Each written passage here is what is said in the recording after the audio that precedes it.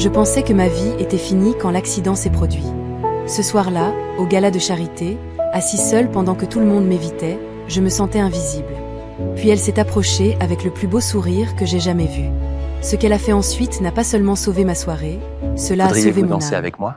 Ce que je m'apprête à partager est la plus belle histoire d'amour que j'ai jamais vécue. C'est l'histoire de trouver la lumière dans le moment le plus sombre et comment la gentillesse d'une personne peut tout changer. Abonnez-vous avant que nous commencions, car cette histoire vous rappellera que l'amour se manifeste de la manière la plus inattendue. Restez jusqu'à la fin. Je vous promets que vous n'oublierez jamais ceci. Je m'appelle Thomas et je pensais autrefois avoir tout compris à la vie. J'étais ce type qui vivait pour l'adrénaline. Celui qui escaladait des falaises le week-end, courait des marathons avant le travail, toujours à la recherche de la prochaine aventure. Je croyais que le mouvement était la vie. Que l'immobilité était une capitulation. Avec le recul, je réalise à quel point cela semble naïf. Mais quand on a 28 ans et qu'on se sent invincible, le monde semble être notre terrain de jeu. Puis une fraction de seconde a tout changé. C'était un samedi matin au Colorado, des conditions d'escalade parfaites. J'avais fait cet itinéraire des dizaines de fois auparavant, mais quelque chose a mal tourné. Le point d'ancrage a cédé et je suis tombé de 18 mètres sur les rochers en contrebas. Quand je me suis réveillé à l'hôpital 3 jours plus tard, les médecins m'ont dit que je ne marcherais plus jamais. Ces mots m'ont frappé plus fort que les rochers ne l'avaient jamais fait. La convalescence n'était pas seulement une question d'apprendre à utiliser un fauteuil roulant ou à naviguer sur les trottoirs et dans les embrasures de portes. C'était regarder les gens changer autour de moi, voir la gêne dans leurs yeux quand ils ne savaient pas quoi dire. Les amis qui avaient l'habitude de m'appeler pour des aventures de week-end sont soudainement devenus occupés avec d'autres projets. Les femmes qui auraient pu être intéressées auparavant souriaient poliment et trouvaient des excuses pour quitter les conversations rapidement. J'ai appris à reconnaître ce regard. Pas tout à fait de la pitié, pas tout à fait de la peur, mais quelque chose d'inconfortable qui donnait aux gens envie de s'échapper. Alors, j'ai fait ce qui me semblait naturel. J'ai arrêté de sortir. J'ai arrêté d'essayer de me connecter aux autres. J'ai arrêté de croire que quelqu'un pouvait me voir de la même manière qu'avant. Mon monde est devenu de plus en plus petit, jusqu'à ce qu'il ne reste plus que moi, mon travail et les 4 murs de mon appartement. Pendant 2 ans, je me suis convaincue que c'était suffisant, que je n'avais pas besoin de ce que les autres avaient. Mais la solitude a une façon de vous ronger de l'intérieur. Elle murmure que vous êtes oublié, que vous n'avez pas d'importance, que les meilleures parties de la vie se déroulent sans vous. Après 24 mois à vivre comme un fantôme, j'ai décidé de faire quelque chose de terrifiant. J'ai acheté un billet pour un gala de charité au Plaza Hotel. C'était peut-être du désespoir. C'était peut-être de l'espoir. Je ne sais honnêtement pas ce qui m'a poussé à m'habiller ce soir-là, à appeler un service de voiture et à franchir ces portes d'hôtel massives pour entrer dans une salle de bal remplie de l'élite de Manhattan. Au moment où je suis entrée, j'ai su que j'avais fait une terrible erreur. L'énergie dans la pièce était électrique. Les gens riaient, réseautaient, des coupes de champagne tintaient, le doux murmure de conversations importantes. Mais au moment où je suis apparue, quelque chose a changé. Ce n'était pas dramatique ou évident, juste un changement subtil dans l'atmosphère autour de moi. Les conversations ne se sont pas complètement arrêtées, mais elles ont marqué une pause. Les regards des gens me trouvaient, puis se détournaient rapidement. C'était comme regarder une pierre tomber dans un étang, les ondulations d'inconfort se propageant vers l'extérieur partout où j'allais. J'ai essayé d'approcher un groupe discutant d'art, quelque chose qui m'avait toujours passionné. Le cercle s'est ouvert poliment pour m'inclure, mais la conversation est morte. Ils ont souri, hoché la tête, et un par un ont trouvé des raisons de s'éloigner. Excusez-moi, je dois trouver les toilettes. Oh, je vois quelqu'un à qui je dois parler. En quelques minutes, j'étais à nouveau seule. Le pire n'était pas le rejet évident. C'était la gentillesse qui ressemblait à de la charité. Un serveur s'est approché avec du champagne, parlant lentement et fort comme si mes jambes paralysées signifiaient que mon cerveau l'était aussi. Une femme âgée m'a tapoté l'épaule et a dit « C'est tellement courageux de votre part de sortir. » Comme si j'avais accompli quelque chose d'héroïque juste en existant en public. Chaque interaction bien intentionnée me faisait me sentir plus petit, plus différent, plus comme quelque chose à gérer plutôt que quelqu'un à connaître. Je me suis retrouvée positionnée près du bord de la piste de danse, regardant les couples bouger ensemble en parfaite harmonie. La musique était magnifique, l'éclairage doux et romantique, et je me sentais comme si je regardais la vie à travers une fenêtre que je ne pourrais jamais ouvrir. C'était ce que j'avais perdu. Pas seulement la capacité de danser, mais la possibilité que quelqu'un veuille danser avec moi. La douleur dans ma poitrine était pire que n'importe quelle douleur physique que j'avais endurée pendant ma convalescence. C'est à ce moment-là que je l'ai remarqué.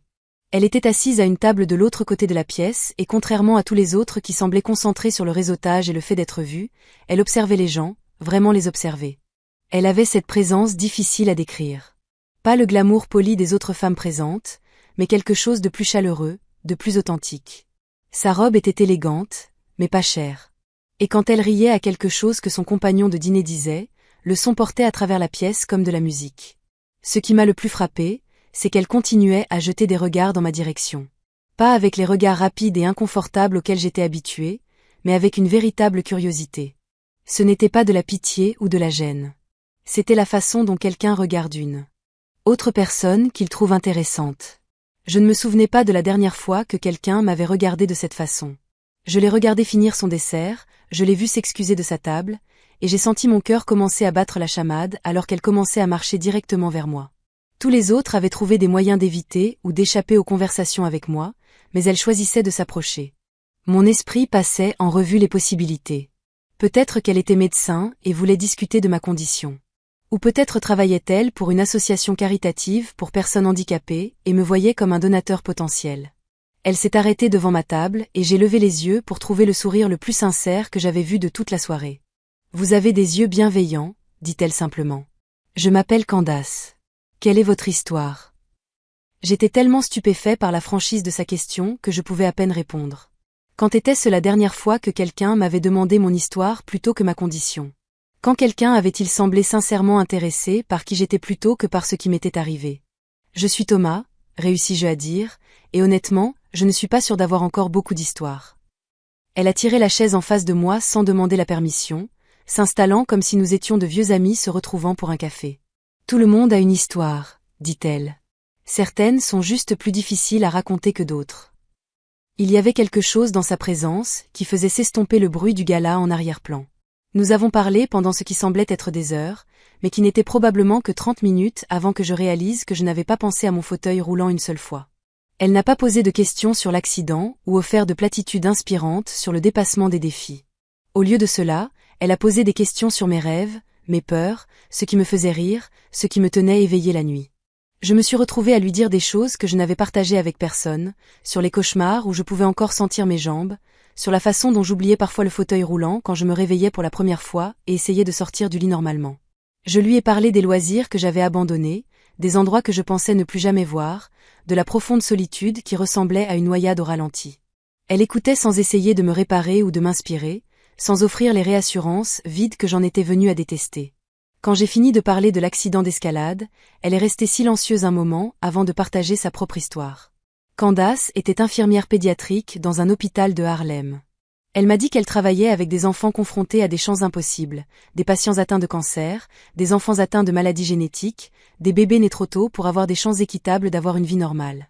Ils m'enseignent le courage tous les jours, dit-elle. Pas le genre bruyant et dramatique qu'on voit dans les films, mais le genre silencieux qui se manifeste quand on a peur et qu'on fait quand même la bonne chose. Elle m'a parlé de sa grand-mère, qu'il avait élevée depuis un fauteuil roulant après qu'un AVC l'ait laissée partiellement paralysée. Les gens voyaient d'abord son handicap, dit Candace. Mais moi, je voyais sa force. Elle m'a appris que le pouvoir vient d'ici. Elle a touché son cœur.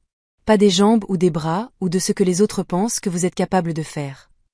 Alors qu'elle parlait, je sentais quelque chose à l'intérieur de ma poitrine que je pensais définitivement brisé commencer à se fissurer. Ce n'était pas exactement de l'espoir, mais quelque chose de plus léger que le désespoir que je portais. Pour la première fois en 2 ans, je parlais à quelqu'un qui voyait des possibilités là où je voyais des limitations. L'orchestre a commencé à jouer et les couples ont commencé à se diriger vers la piste de danse. J'ai ressenti cette douleur familière en les regardant, le rappel de tout ce que je pensais avoir perdu pour toujours. La musique était magnifique, une mélodie lente et romantique qui semblait remplir chaque coin de la salle de bal. J'ai regardé un couple âgé faire ses premiers pas sur la piste, suivi de couples plus jeunes qui bougeaient ensemble comme s'ils partageaient le même battement de cœur. C'est alors que Candace a fait quelque chose qui a complètement arrêté mon monde. Elle s'est levée de sa chaise, a lissé sa robe et a tendu sa main vers moi. « Voulez-vous danser avec moi, Thomas ?» J'ai fixé sa main tendue comme si c'était un objet étranger que je ne pouvais pas identifier. Le mot est resté coincé dans ma gorge, et quand j'ai finalement trouvé ma voix, elle est sortie à peine plus qu'un murmure. Je ne peux plus danser. Son sourire n'a pas faibli une seule seconde. Qui le dit ? Toute la salle de bal semblait s'être mise en pause. Je pouvais sentir les regards se tourner vers nous, les conversations s'arrêter en plein milieu d'une phrase, le poids de centaines de personnes qui regardaient pour voir ce qui allait se passer ensuite. Mon premier instinct était de trouver une excuse, d'en rire, de nous protéger tous les deux de ce qui semblait être une situation impossible. Mais quelque chose dans ses yeux me retenait là. Pas de la pitié ou de la charité, mais une invitation sincère. Je ne sais pas comment, dis-je, et l'aveu ressemblait à la confession d'une honte secrète. Moi non plus, répondit-elle. Du moins pas comme ça. Mais peut-être pouvons-nous trouver ensemble. Elle a pris mes mains avant que je puisse répondre, ses doigts chauds et fermes contre les miens. Je l'ai laissé me guider vers le bord de la piste de danse, mon cœur battant si fort que j'étais sûre qu'elle pouvait l'entendre. La musique semblait devenir plus forte, plus belle, comme si l'orchestre jouait juste pour nous. Ce qui s'est passé ensuite n'était pas de la danse au sens traditionnel. Candace n'a pas essayé de me faire tenir debout ou de faire comme si mon fauteuil roulant n'était pas là. Au lieu de cela, elle a bougé avec moi, autour de moi, ses mains dans les miennes.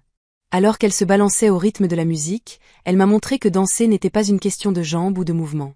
C'était une question de connexion, de deux âmes trouvant un moyen de se déplacer ensemble à travers l'espace et le temps. Je sentais des larmes couler sur mon visage. Et pour la première fois depuis des années, je ne me souciais pas de qui les voyait. À ce moment-là, je n'étais ni handicapé ni valide, ni brisé ni entier. J'étais juste vivant, pleinement et complètement vivant, connecté à un autre être humain d'une manière qui transcendait les limitations physiques. La magie de ce que nous faisions semblait se propager vers l'extérieur comme des ondulations dans l'eau. J'ai remarqué qu'un couple âgé nous rejoignait sur la piste de danse, puis un autre couple, et un autre. Bientôt, l'espace autour de nous était rempli de gens dansant à leur manière, certains traditionnellement, d'autres s'adaptant à leurs propres limitations ou simplement émus par ce qu'ils étaient en train de voir. Mais tout ce que je pouvais voir, c'était Candace. Cette femme incroyable qui avait regardé au-delà de mon fauteuil roulant, au-delà de ma peur, au-delà de tous les murs que j'avais construits autour de moi, et avait vu quelque chose qui valait la peine de danser avec. Elle n'avait pas guéri ma paralysie ou fait disparaître mes défis. Mais elle avait fait quelque chose de bien plus puissant. Elle m'avait rappelé que j'étais toujours digne de connexion, toujours capable de beauté, toujours méritant d'amour. Quand la chanson s'est terminée, les applaudissements qui ont suivi n'étaient pas seulement pour nous. C'était pour tous ceux qui avaient trouvé le courage de nous rejoindre. Pour le rappel que l'amour et la connexion peuvent se produire de manière que nous n'attendons jamais. Pour la preuve que parfois les moments les plus beaux viennent des endroits les plus inattendus. C'était il y a 3 ans. Candace et moi sommes mariés depuis 18 mois maintenant, et elle me demande toujours de danser dans notre cuisine pendant que le dîner cuit. Elle voit toujours des aventures là où je vois des obstacles, trouve toujours la beauté dans des moments que je pourrais négliger. Elle ne m'a pas complété. Elle m'a aidé à me souvenir que je n'avais jamais été incomplet au départ. Notre histoire d'amour n'a pas guéri mon handicap, mais elle a guéri quelque chose de plus profond. Mon incapacité à croire en moi-même. Ma peur de ne plus jamais être quelqu'un qui vaut la peine d'être choisi. Ma conviction que les meilleures parties de la vie étaient derrière moi. Candace m'a montré que l'amour ne consiste pas à trouver quelqu'un de parfait ou quelqu'un qui résout vos problèmes. L'amour consiste à trouver quelqu'un qui voit la perfection dans vos imperfections, qui choisit de construire quelque chose de beau avec exactement qui vous êtes en ce moment. Candace m'a appris que l'amour ne consiste pas à trouver quelqu'un de parfait. C'est voir la perfection chez quelqu'un de réel. Si vous attendez l'amour, arrêtez de vous cacher. Si vous voyez quelqu'un assis seul, soyez leur Candace. Partagez cette histoire si elle a touché votre cœur. Quelqu'un a besoin d'entendre que l'amour est encore possible. Abonnez-vous pour plus d'histoires d'amour réelles. Et souvenez-vous, votre personne est là-bas à la recherche d'exactement qui vous êtes en ce moment. L'accident a pris mes jambes, mais Candace m'a donné des ailes. Parfois, nos plus grandes histoires d'amour commencent avec notre plus grande douleur. N'abandonnez pas votre histoire. Le meilleur chapitre pourrait être à juste une danse.